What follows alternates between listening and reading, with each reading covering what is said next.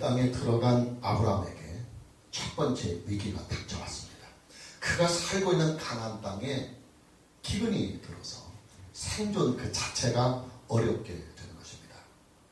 가나안 땅에 몰려온 이 기근의 위기는 아브라함에게 중대한 선택을 요구하게 합니다.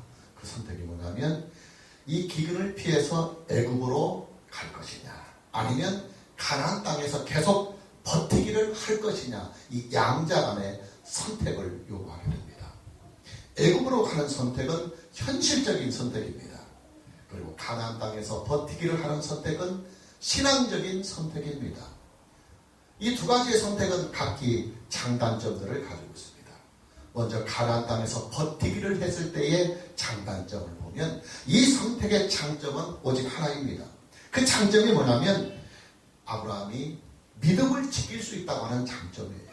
아브라함이 하나님의 말씀에 끝까지 순종할 수 있다고 하는 이 신앙에 대한 장점이 있습니다. 그러나 이 선택을 했을 때 부딪히게 되는 단점이 만만치 않습니다.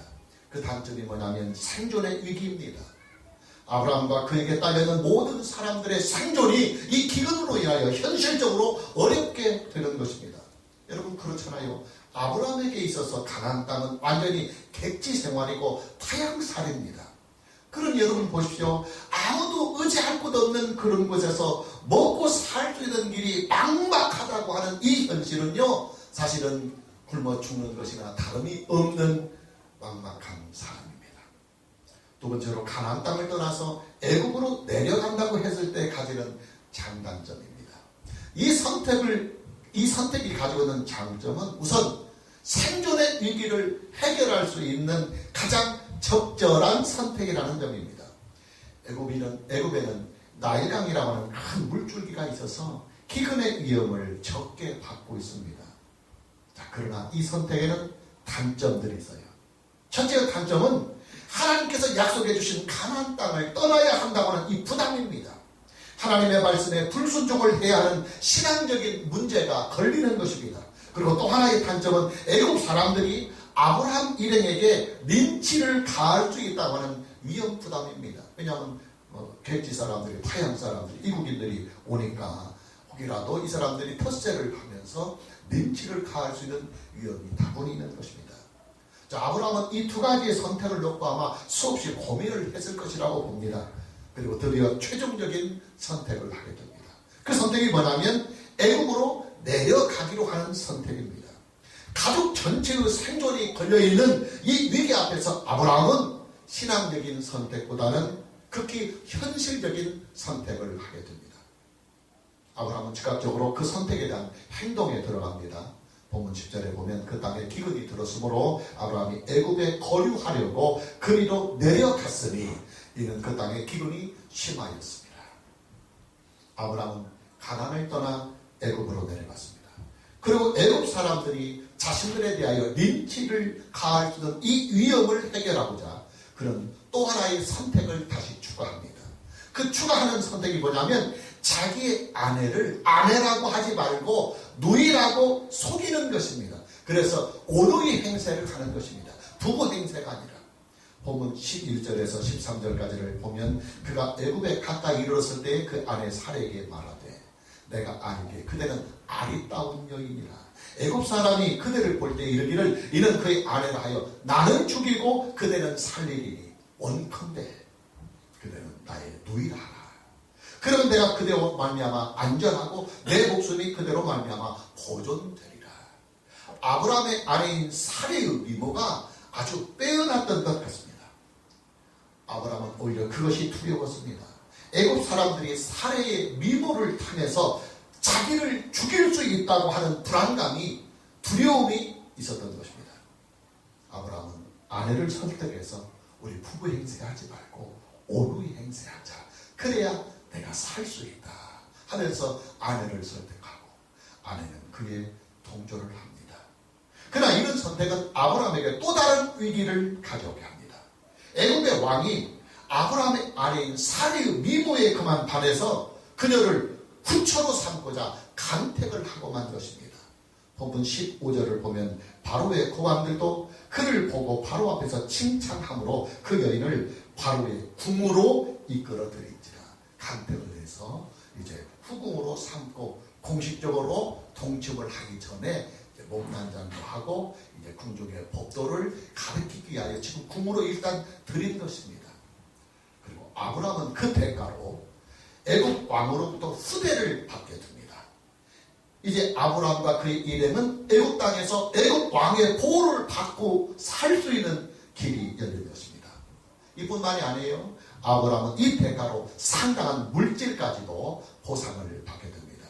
16절을 보면 이에 바로가 그로 말미암아 아브라함을 후대함으로 아브라함이 양과 소와 노비와 암수 나귀와 낙타를 얻었더라 그랬습니다. 노골적으로 말하면 아브라함은 자기 아내를 애굽 왕의 후처로 팔아서 자기와 자기에 딸린 식구들의 생존을 보장받고 적절한 물질까지도 보장을 받은 것입니다. 자, 그러할 때 하나님께서 이 일에 개입을 하시게 됩니다. 애굽의 왕이 아브라함의 아내를 궁으로 불러들인 그날 하나님은 애굽의 왕과 그의 집에 큰 재앙을 내리십니다.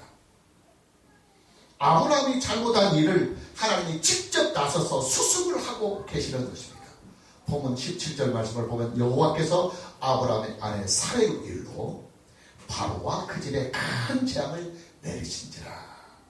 애굽의 왕은 지금 자기에게 일어나고 있는 그 큰 재앙의 원인을 알게 됩니다. 아브라함의 아내를 후궁으로 드린 일에 대하여 하나님께서 재앙을 내리고 있다고 하는 사실을 그는 알게 된 것입니다.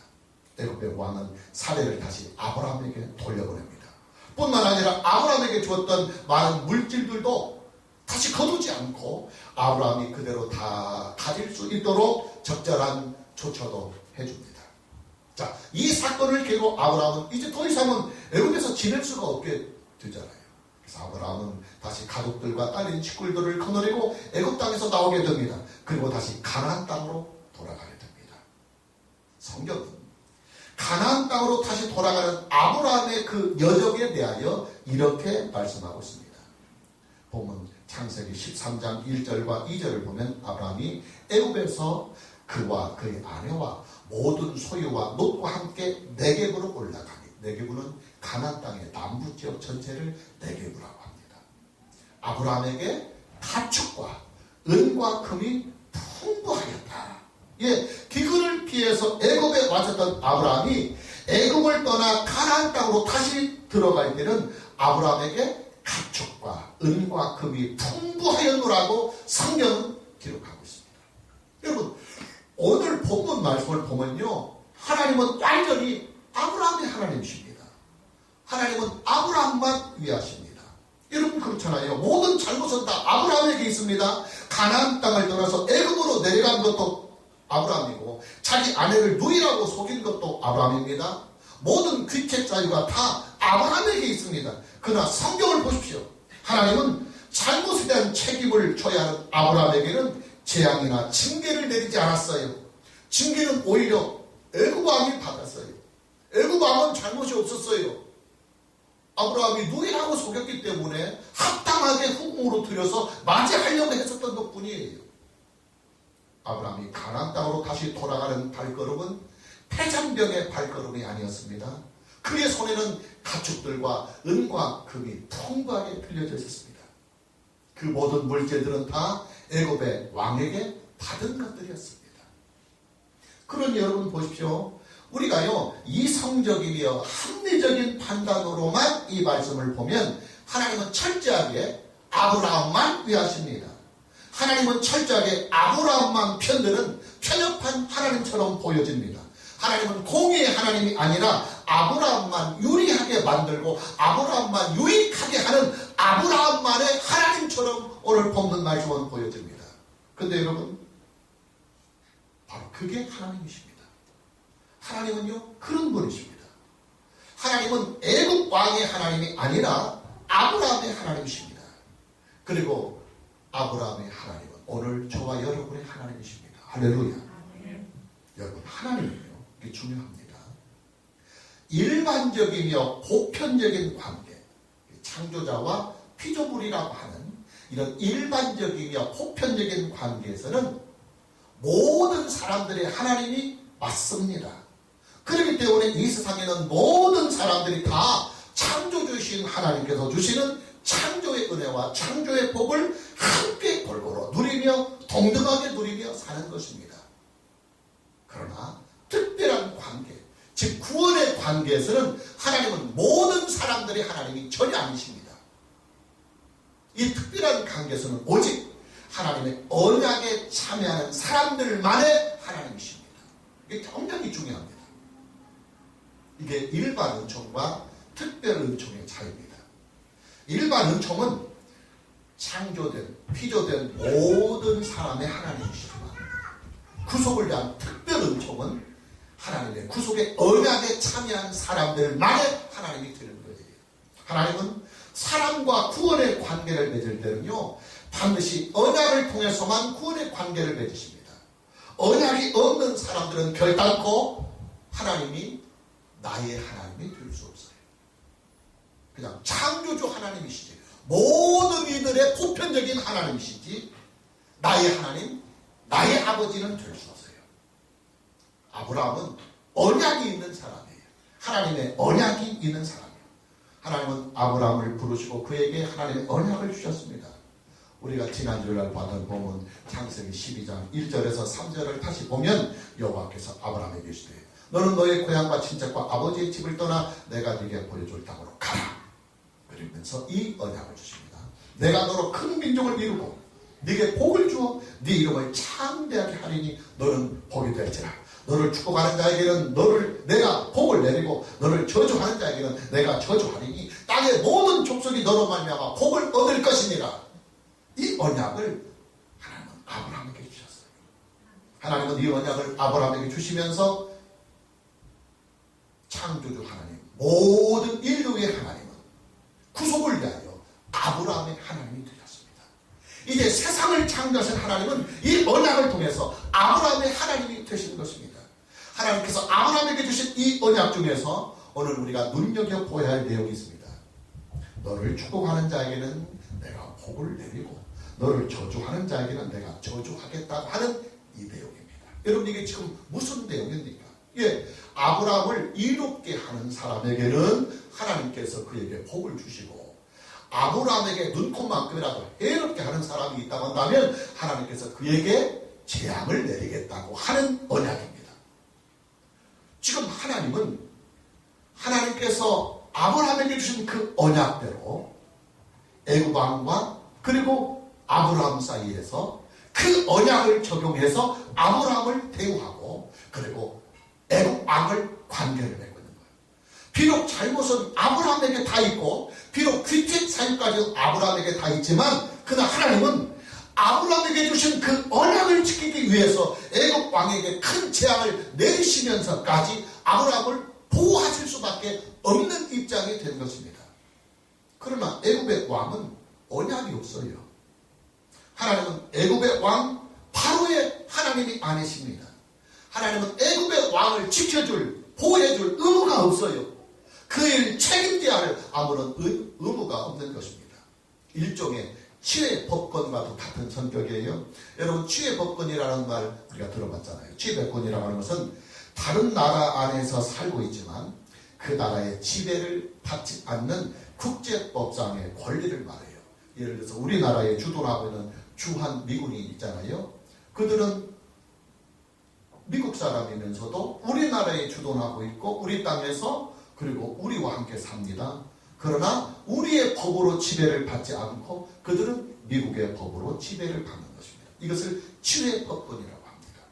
아브라함은요, 비록 몸은 지금 애굽에 와 있지만 그의 소속은 애굽 백성이 아니고 그는 하나님의 자녀예요. 하나님의 백성이에요. 그의 소속은 하나님께 있습니다. 특히 아브라함에게는 하나님의 주신 언약이 있습니다. 어떤 언약이냐? 아브라함을 축복하는 자에게는 하나님께서 복을 내리고 아브라함을 저주하는 자에게는 하나님께서 저주를 내리시겠다고 하는 이 언약이 아브라함에게는 있는 것입니다. 그런데 여러분이 한번 판단해 보십시오. 비록 아브라함에게 잘못이 있고 아브라함에게 귀책 사유가 있다 하더라도 말입니다. 애굽 왕과 그리고 아브라함 사이에서 하나님은 아브라함을 도와주실 수밖에 없어요. 아브라함의 안에 있는 사례가 지금 애굽 왕에게 큰 수치와 욕을 당할 수밖에 없는 상황이 벌어지고 있기 때문에 비록 고의가 없고 잘못이 없다 할지라도 정당한 방법으로 아브라함의 아내를 누이로 알고 후궁으로 드리려 한다 할지라도 그러나 사실적으로 볼 때는 지금 아브라함에게는 그 위기예요. 아내가 지금 다른 사람에게 뺏기게 생겼고 욕을 당하게 생겼어요. 그렇기 때문에 하나님께서는 이것을 그 언약의 관계를 통해서 아브라함의 가정을 해치고 또 하나님의 언약을 깨뜨리려고 하는 애굽 왕을 큰 재앙을 내려서 깨닫게 하고 아브라함을 도와주시고 지켜주시는 것입니다. 그래서 우리는 하나님을 알려고 할 때 이성으로만 접근해서는 안 됩니다. 우리가 합리적이며 상식적인 수준으로만 하나님을 알려고 접근해 가서는 안 됩니다. 그럼 무엇으로 우리는 하나님을 알아가야 하느냐?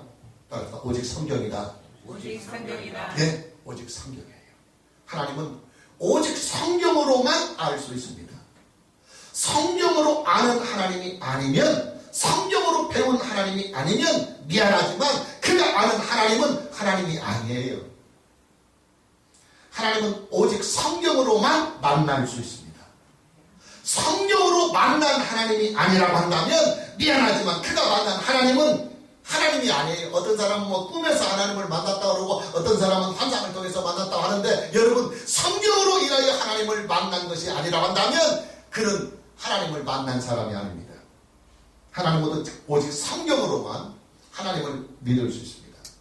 성경으로 믿는 하나님이 아니라고 한다면 미안하지만 그가 믿는 하나님은 하나님이 아닙니다. 성경은 하나님께서 우리에게 주신 언약입니다. 그래서 이제 구약과 신약이라고 하는 거예요. 우리가 성경을 믿으면 하나님의 언약에 참여하게 됩니다. 그리고 그 언약에 참여하게 되면 창조주 하나님은 보편적이며 일반적인 하나님은 특별히 나의 하나님이 되시고 나의 아버지가 되는 거예요. 할렐루야. 성경의 언약이 무엇입니까? 예, 주 예수를 믿으라고 하는 것이 성경의 언약입니다. 여자의 후손으로 이 세상에 오신 예수 그리스도를 믿으라고 하는 것이 성경의 언약입니다. 이 언약을 믿음으로 너희가 받아들이면 너는 구원을 얻을 것이다. 이 언약을 믿음으로 받으면 너는 하나님의 자녀가 된다. 주 예수를 믿으라고 하는 이 언약을 네가 믿으면 너는 영생을 선물로 받는다. 여자의 후손으로 이 세상에 오신 예수 그리스도를 네가 믿으면 너는 하나님을 아버지라고 부르며 하나님의 특별하신 은혜 속에서 살게 된다. 이게 하나님께서 우리에게 주신 언약이에요. 그러니 여러분 우리에게 하나님의 언약이 있다고 하는 이 사실은요 아주 놀라운 은혜요 축복입니다. 이 언약이 있기 때문에 창조주이신 하나님이 나의 하나님이 되는 거예요. 이 언약이 있기 때문에 아브라함의 하나님이 나의 하나님이 되는 거예요. 이 언약이 있기 때문에 하나님은 내 아버지가 되는 거예요. 오늘 저와 여러분 모두에게 하나님의 언약인 신구약 성경을 믿고 또 그 신구약 성경에 기록된 하나님의 언약이 증거하는 예수 그리스도를 믿어서 하나님의 언약의 백성이 되는 은혜가 있기를 주님의 이름으로 축복합니다. 자, 하나님은 하나님의 언약 안에 있는 사람들, 즉 주 예수 그리스도를 믿어 구원함을 얻으라고 하는 이 하나님의 언약을 믿음으로 받은 사람은 평생을 은혜로 보듬어 가십니다. 할렐루야. 여러분 우리가 가끔씩 착각을 하는 경우가 있어요. 아브라함이 위대하다고, 사도 바울이 위대하다고, 모세가 위대하다고 말합니다. 그러나 여러분 아브라함이 위대한 것이 아니라 사실은 하나님의 은혜가 위대한 것입니다. 사도 바울이 위대한 것이 아니라 사실은 하나님의 은혜가 위대한 것입니다. 다윗이 뭐 위대한 것이 아니라 사실은 하나님의 은혜가 다윗을 위대하게 만든 것입니다. 오늘 본문 말씀을 보면 아브라함에게 두 가지의 허물을 보게 됩니다. 첫 번째 허물은 가나안 땅을 떠나서 애굽으로 내려가는 허물입니다. 여러분 아브라함이 가나안을 떠나서 애굽으로 내려갔다고 하는 이 일은요 그가 기근이라고 하는 현실적인 위기를 만났을 때 그 위기를 믿음으로 풀어가지 않고 현실적으로만 대처했다는 사실입니다. 아브라함은 하나님께 묻지도 않았습니다. 하나님께 구하지도 않았습니다. 그리고 현실적인 판단과 이성적인 판단을 통해서 애굽으로 내려갔습니다. 믿음의 조상이라고 부르기에는 너무나 그의 믿음이 부족하게 보입니다. 이뿐만이 아니죠. 아브라함이 애굽에서 그의 아내를 무이라고 속였던 이 일은요, 한 여자의 남편으로서 너무나 비겁하고도 무책임한 행동입니다. 아브라함이라고 하는 그 이름의 명예에 걸맞지 않은 아주 소인배적인 행동입니다. 예, 아브라함 역시도 그냥 부족한 사람일 뿐이에요. 먹고 사는 현실의 문제가 왔을 때는 믿음보다는 현실을 선택할 수 있는 그런 사람이었고, 자기의 목숨이 위험하다고 생각이 드는 순간 자기의 아내를 권력자에게 내줄 수도 있는 그런 비겁한 사람이에요. 그런 아브라함이 어떻게 그렇게 위대한 하나님의 사람이 될 수 있느냐? 예, 오직 하나님의 은혜였어요. 할렐루야. 오직 하나님의 은혜였어요. 그리고 여러분, 아브라함이 위대해서 그가 그렇게 위대한 사람이 된 것이 아닙니다. 아브라함의 위대함은 전적으로 하나님의 은혜의 결과요, 하나님께서 은혜로만 만드신 하나님의 작품이지 아브라함 스스로 만든 작품이 아니다, 이 말이에요. 어디 아브라함 뿐이겠어요? 다윗도 마찬가지고 모세도 마찬가지고 사도 바울도 마찬가지입니다. 나의 낳은 것은 다 하나님의 은혜다. 할렐루야. 그러나 여러분, 저와 여러분은요, 일생 동안을 살면서 하나님의 은혜 안에서 살아야 합니다. 그리고 하나님의 은혜를 전적으로 구하며 하나님의 은혜를 전적으로 의지해야 합니다. 그리고 내 인생이 전적으로 하나님의 은혜 안에서 살아가는 인생이라는 사실을 여러분이 알고 믿는다고 한다면 그 하나님의 은혜 앞에서 납작 평생을 엎드려서 항상 겸손해야 합니다. 오늘 저와 여러분 모두에게 나의 낳은 것은 다 하나님의 은혜라고 하는 이 고백이 이 예배 안에서 하나님께 드려지기를 주님의 이름으로 축복합니다. 그리고 하나님의 그 은혜 앞에서 더욱 납작 엎드리고 더욱 겸손해져서 오직 하나님의 은혜를 드러내고 하나님의 은혜를 나타내서 우리에게 독생하신 아들까지 십자가에 내어주시면서 그 안에서 우리의 모든 허물과 우리의 모든 부족함도 넉넉히 보듬해 가시는 그 하나님의 은혜를 세상에 전하고 나타낼 수 있는 은혜가 있기를 주님의 이름으로 축복합니다. 아멘. 세 번째, 하나님의 언약 안에 있는 사람들은 모든 것이 합력하여 선을 이루시는 하나님의 이 은혜의 인생을 살게 됩니다. 본문 말씀에 나타나고 있는 아브라함의 믿음의 상태를 보면요, 아브라함의 믿음이 그렇게 좋은 편은 보지 못하고 있어요. 믿음도 많이 떨어져 있고 분별력마저도 많이 떨어져 있어요. 하란을 떠날 때 그가 가지고 있었던 그 담대한 믿음과 비교를 해보면 아브라함 믿음은 지금 현저하게 떨어져 있다고 하는 사실을 우리는 말씀을 통해서 피부로 느낄 수 있습니다. 어떻게 해서라도 사람만 보려고 하는 발버둥치는 그런 가련하고도 치근한 모습만이 아브라함에게 보일 뿐입니다. 그러나 하나님은 아브라함의 이 연약함을 넉넉히 보듬어 주셨습니다. 아브라함이 애굽에서 나올 때 가축과 은과 금이 풍부했노라고 성경은 분명히 기록하고 있어요. 이게 무슨 물질이냐면 애굽 왕으로부터 받은 화해의 물질이었어요. 첫째는 이제 아내를 이렇게 후궁으로 드리면 그에 대한 대가로 왕이 주는 결혼 그 선물이고, 또 이제 그게 누이가 아니고 아내라고 발각이 되고 하나님이 큰 재앙을 내리니까 어떻게 해서라도 화해를 해야 되니까 거기에 따른 물질들이 들어갔겠죠.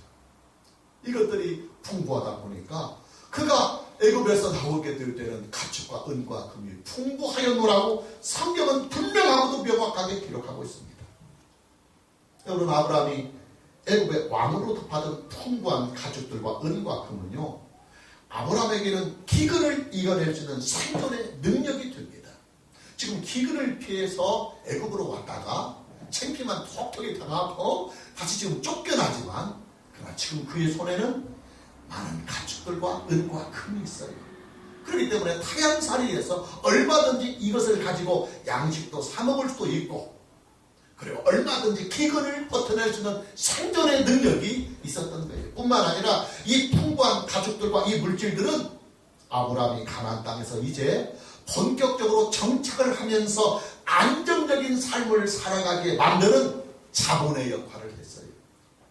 하나님은 아브라함의 연약함과 아브라함의 잘못까지도 다 합력해서 그가 잘못된 선택으로 애굽에 내려갔고 그가 자신을 잘못해서 자기 마누라 한바탕만 범할 뻔했던 그 끔찍한 상황 직전에 수치를 당했지만은 그러나 그 수치마저도 그 일마저도 하나님은 다 합력하여서 애굽에서 나올 때는 기근을 넉넉히 이기고 또 애굽 땅에서 가나안 땅에서 이제 정착하며 안정적인 삶을 살아갈 수 있는 물질적인 배경을 자본을 다 만들어서 보내주셨다. 할렐루야. 아멘.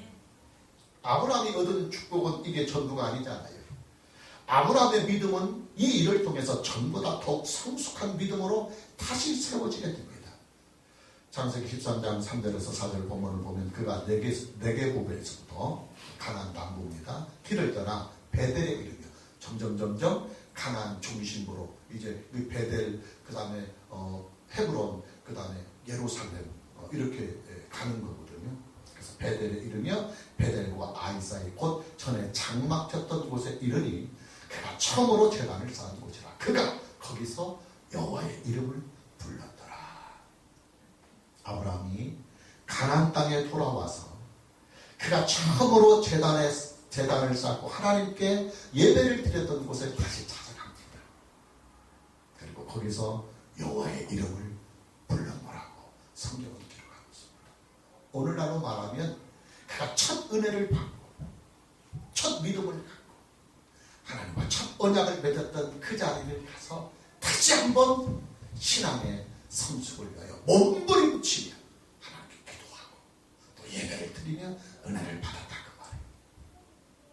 자기의 잘못된 선택과 믿음이 없이 행동했던 일들에 대하여 하나님께 회개를 하면서 동시에 그런 모든 허물을 다 용서해 주시고 오히려 하나님의 은혜로 그 위기 속에서 오히려 축복의 삶으로 만들어 모든 것을 합력하여 선을 이루신 하나님께 감사와 찬양을 드리고 있는 거예요. 예, 아브라함의 믿음과 인격이 오히려 큰 시련과 위기를 만나면서 오히려 더 성숙해졌다고 하는 사실을 오늘 우리는 본문을 통해서 볼 수 있습니다. 그래요, 여러분. 하나님은요, 저와 여러분의 인생을 이렇게 주관하시면서 모든 것이 합력하여 선을 이루도록 하나님은 저와 여러분의 인생을 보듬어 가시고 그리고 주관해 가십니다. 우리의 넘어짐도,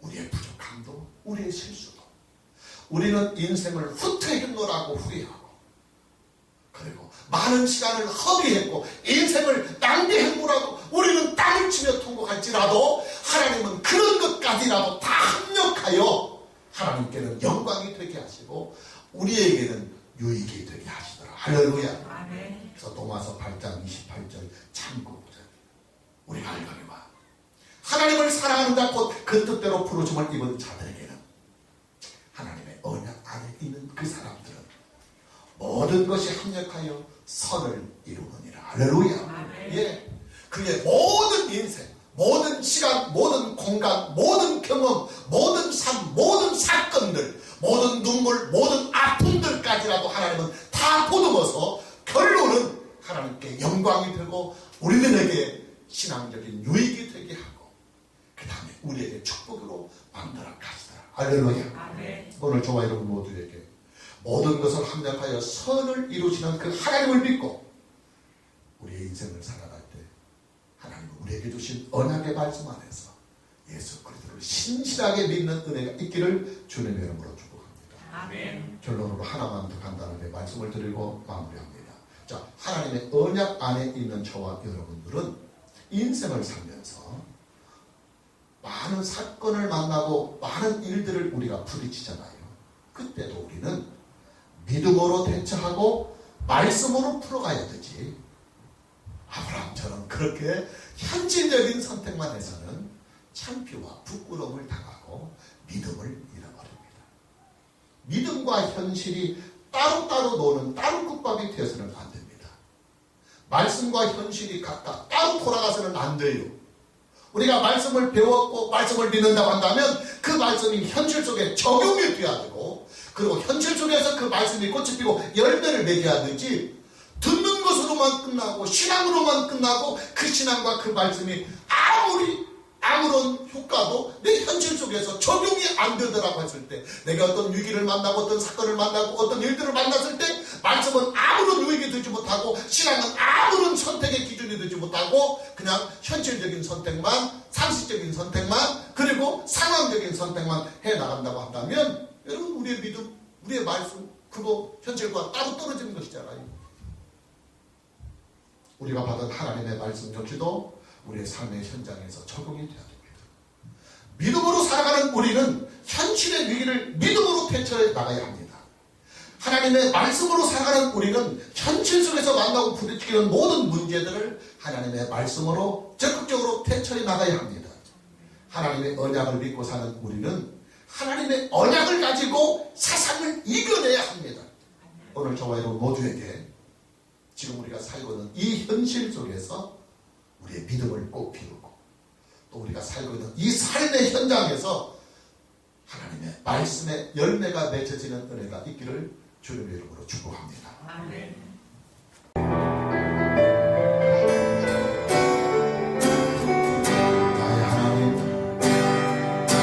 나의 하나님, 그 크신 사랑